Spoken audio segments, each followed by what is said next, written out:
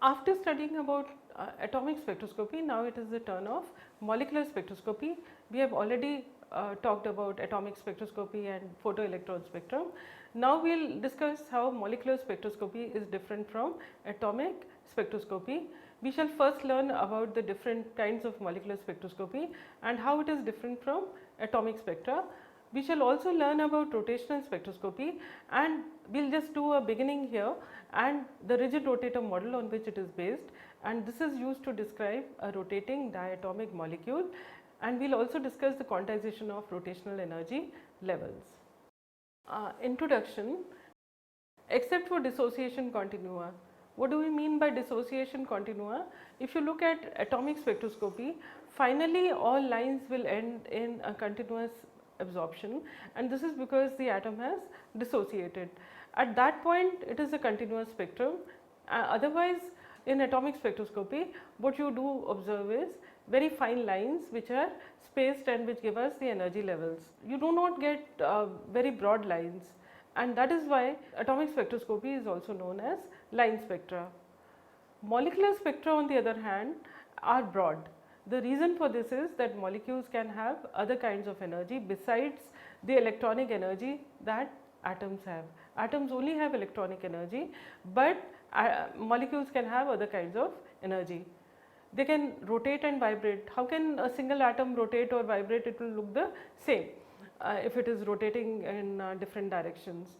So, atoms do not have any rotation, they cannot vibrate unless you have two atoms, you cannot have vibration, and they cannot change their internal energies by these methods. But you will see that rotational and vibrational energies are much smaller than the electronic energies, and rotational and vibrational energies are possessed by molecules, but they are much smaller than the electronic energies, and so electronic transitions are accompanied by vibrational transitions which gives a fine structure, and rotational transitions which give you a hyperfine structure. So, what you find is that rotational and vibrational energies changes will be accompanied with electronic transitions, and that is why what you observe is very broad bands. And we will first start with the lowest energy range, as we have already said that rotational energy levels are very close together. So, we will first study rotational energy levels, and these can be studied independent of the other two kinds of transitions, because you can cause a rotational energy change without disturbing vibration or electronic energy levels, because rotational energy changes are much smaller. Coming to the molecular energy levels, so we have seen that besides translational energy, molecules have three kinds of energies. They can have rotational energy, they can have vibrational energy. So, what we can say is that the energy of rotation is much smaller than the energy of vibration, which is much smaller than the energy of the electronic energies, and the approximately the order of these energies is 1 to 10 centimeter inverse for rotation, around 1000 centimeter inverse for vibration, and 25,000 centimeter inverse for electronic transitions. And so, you see that the energy range is very different for all these three kinds of energy levels. Hence, each electronic level has its own set of vibrational levels, and each set of vibrational level will have its own set of rotational energy levels, and this we have shown in figure, where the energy levels of the molecule, one is the ground state, it is the ground electronic state of the molecule, it has some vibrational energy levels and which have some spacing, and each vibrational energy level has its own set of rotational energy levels which are much smaller. The excited electronic state, which is shown above, is at a much higher level as compared to the ground electronic level, and it has a similar kind of vibrational and rotational energy levels. So, as a result, each electronic transition is accompanied by simultaneous vibrational and rotational energy changes, and that is why the electronic spectra are broad. Electronic transitions produce ultraviolet and visible lines, vibration rotation transitions produce infrared lines, and pure rotational transitions produce microwave lines. So, you can have in microwave region, because it is the lowest energy region, you can have pure rotational spectra, whereas in infrared, because it is higher in energy, you can study vibration spectra, but there will also be rotational transitions which will accompany the vibrational transitions, and in electronic transitions which are in the ultraviolet and visible region, you will see all kinds of transitions taking place, electronic, vibrational and rotational. Since the different kinds of energies span different time scales, they can be treated independent of each other. This implies that the total Hamiltonian can be written as a sum of Hamiltonians for the translation, that is the nuclear Hamiltonian, and you can have the electronic Hamiltonian, and each one can be split into the electronic, vibrational and rotational energy levels. And total wave function can be written as a product of the different wave functions. Whenever you can write down as the Hamiltonian as a sum of different Hamiltonians, you can write down the wave function as a product of the different wave functions. And so you have a nuclear wave functions, you have the translational wave function, you've got the electronic, you've got the rotational and the vibrational wave function, and the product of these is equal to the total wave function. And then the Hamiltonian can operate on the wave function and give you the energy multiplied by the wave function. This is the Schrodinger equation that we try to solve for to get the total wave function and the Hamiltonian and the energy levels. Total energy is equal to the electronic energy plus the vibrational energy plus the rotational energy and the translation energy. So you have a total of 4 kinds of energy to which you can find out the values, and the total energy is the sum of all these energies. And this is actually the Born-Oppenheimer approximation that you have learnt about in quantum mechanics, and it states that the time frame of these kinds of motions is so different that they may be considered independent of each other. Changes in one kind of energy will not affect the other kind of motion. Each one can be treated independent of the other. So first we will discuss the translational energy. Its Hamiltonian is simply the particle in a box Hamiltonian, and where you have minus h cross square by 2m. This m capital is the total mass of the system, and del square, as you know, is the Laplacian, and when it operates on the translational wave function, it gives you the translational energy multiplied by the wave function back again. And in the particle in a box, you have seen that the energy levels are given by En is equal to n square h square by 8m L square, and the separation between the energy levels are given by from a particular n level to the n plus first energy level. It is delta En is given by 2n plus 1 h square by 8m L square, and as I said, m is the mass of the molecule as a whole and L is the length of the container. As a simplification, we have taken it as a one-dimensional box, but actually it is there in a three-dimensional box. Now both are large. M, the mass of the molecule, is large because now we are talking about a molecule, and the molecule is in a large container when you are studying spectroscopy, and they are in the denominator. So the separations are extremely small, and translational energy levels may be considered continuous. That is, they behave classically, and so translational spectroscopy cannot be observed. The classification of molecular transitions leads naturally to a division of electronic experiments into 3 groups. So the first is the pure rotational spectroscopy, which is studied in the microwave region. If you want to study pure rotational spectroscopy, you have to go to the smallest energy microwave region. If you want to study a vibration and rotational spectroscopy, you go to the infrared region, and electronic spectroscopy is studied in the visible and UV radiation. So as we said, the lowest energy transitions are rotational transitions as shown in figure, and we first consider rotational spectroscopy. So we will begin our study of molecular spectroscopy with rotational spectroscopy. We will first consider a rotating diatomic molecule as a classical rigid rotator, and then see what effect quantization has on its energy level. So in every kind of spectroscopy that we are going to study, we will consider it as a simple classical model that we know about, and then later on see the effect of quantization and how it affects the spectra. So in an electronic transition, you see there is a vibrational transition, the electronic ground state to the electronic excited state. In between you can have vibrational transitions of the ground state, and you can have rotational transitions of the ground state.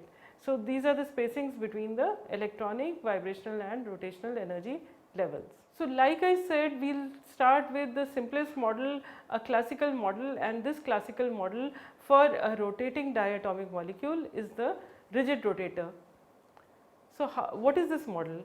It consists of a rotating dumbbell shaped object which could be a diatomic molecule rotating about its center of mass, and this has been represented in figure. Seen the dumbbells like in gyms where there are two iron balls at two ends of a rigid rod, and this is the rigid rotator model, and this is a classical item. It is huge, but we can find out how it behaves classically and see what happens to the rotational energy levels when you have quantization coming in.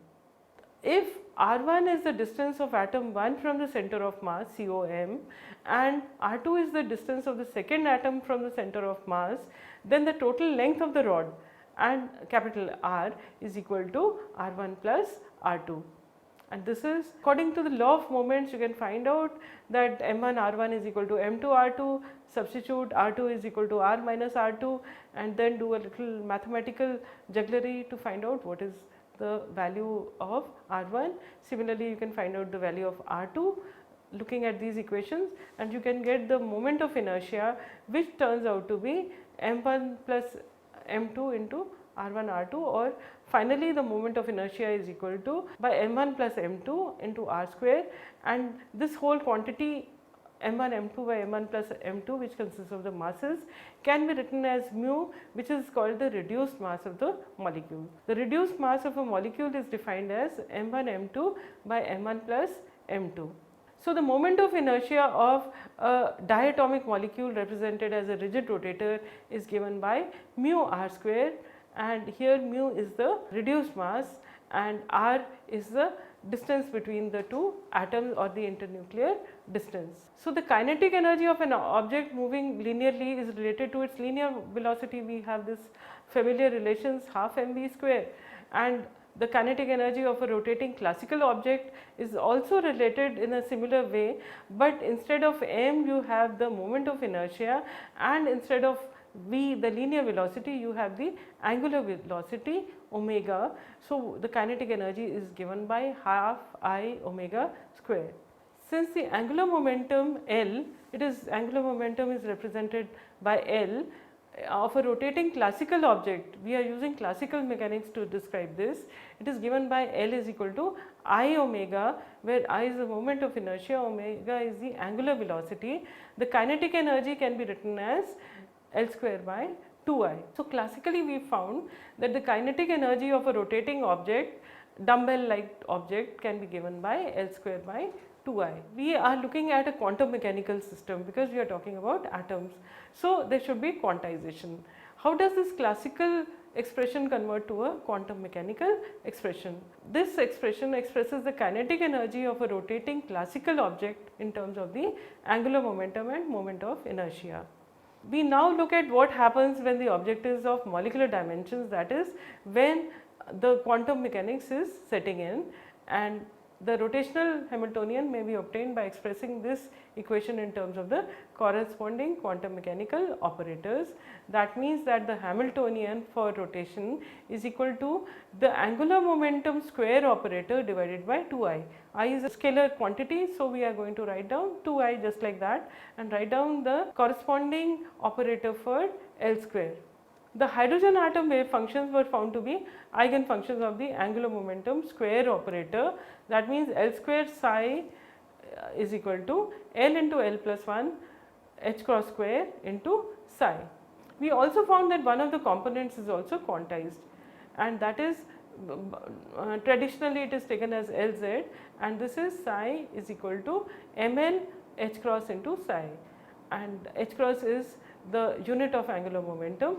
The square of the total angular momentum is quantized, and one of its components is also quantized. This is a result of quantum mechanics, and the same kind of solutions exist for the rigid rotator. We designate the quantum number not as L as we did in atomic spectroscopy, but we call it a capital J, and do not confuse with the capital J of atomic spectroscopy, which was the total L plus S angular momentum. Here J has the same meaning as the L quantum number for a single electron in a hydrogen atom. Like small l, the rotational quantum number j can take on all positive integer values. We found that L could take on values 0, 1, 2 up to n, and here it can have values from 0, 1 to all integers including 0, and Ej has 2j plus 1 values of mj associated with it. The quantized z component gives rise to another quantum number mj, which can have values 0 plus minus 1, 2j plus 1 values, because you can have the maximum value of mj can be plus or minus j. But in the absence of an external magnetic or electrical field, all of these are degenerate, they have the same energy. This is exactly what we found in atomic spectroscopy, so there is nothing new about this relation, and we may write that the rotational energy is equal to h cross square by 2I into j plus 1. This quantity h cross square by 2I, it is a constant because h cross is a fundamental constant, and this is called the rotational constant, and it is given the symbol B. It is traditionally it is always called B for diatomic molecules.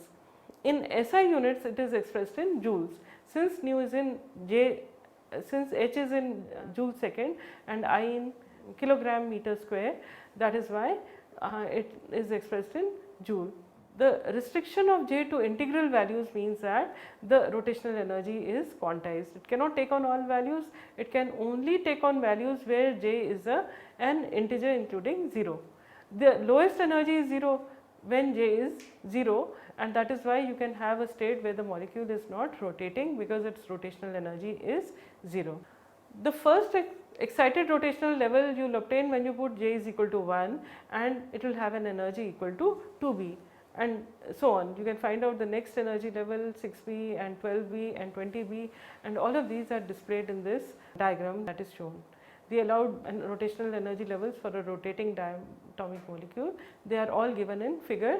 You see that the rotational energies keep on increasing as the J quantum number increases, and these are the allowed values of J.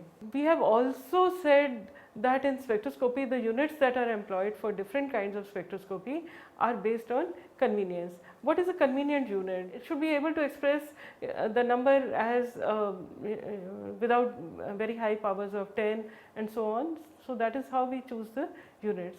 It is usual to express rotational energies in wave number units because this is the most convenient, and we introduce a rotational energy term which is F as a function of J, in terms of which the rotational energy can be expressed in wave number units.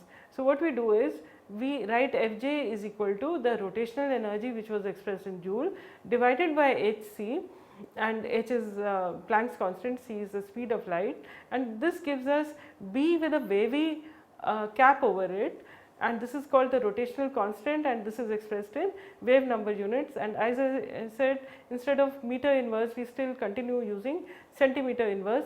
So C has to be expressed as in terms of centimeter per second, that is 3 into 10 raised power of 10 centimeter per second, and B with the wavy arrow J into J plus 1, this gives us the rotational term. And here B with the wavy arrow is called the rotational constant, it is expressed in wave number units centimeter inverse, and this quantity is equal to B by hc, and it has the units joule divided by joule second centimeter per second, and this is comes out to centimeter inverse. So when you insert the expression for B, you find that B with the cap is equal to h by 8 pi square IC, and the values range from 1 to 10 centimeter inverse depending upon the molecule that you are studying. So here we will take up an example. The moment of inertia of CO is 14.49 into 10 raised power of minus 47 kg meter square, and we want to find out what is the number of revolutions per second that it undergoes when it is in the J is equal to 1 level.